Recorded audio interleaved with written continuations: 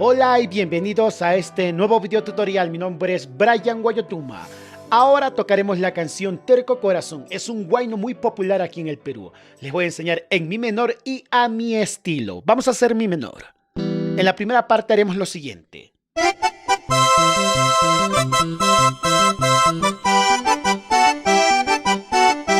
Me pasé de mi menor.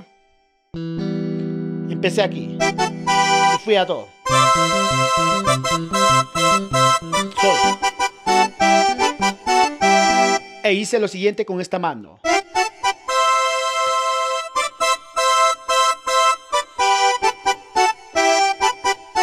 También puedo adornar haciendo lo siguiente. Y bajo de aquí.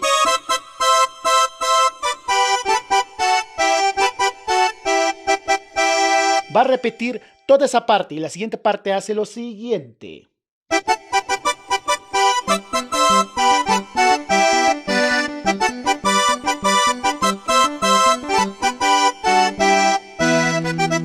Voy a repetir esta parte lentamente.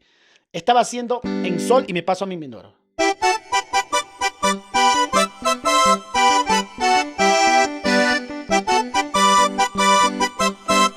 También puedo bajar. Puedo hacer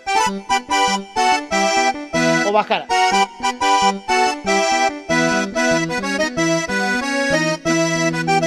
La llamada. Eso háganlo a su estilo. Porque existen diferentes tipos de llamada. Todo eso va a ser el párrafo fuga.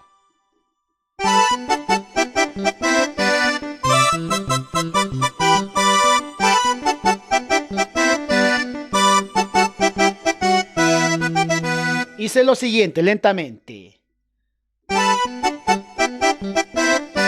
Luego aquí. Regresé a sol. Luego acá. Y termina. Bueno, y ese sería el tema Terco Corazón. Si te ha gustado este video tutorial, dale like, suscríbete, saludos y que tengas un buen día. Bye bye. Dime linda si puedo volver junto a tus labios, porque te deseo tanto de mis sentimientos y de mi amor.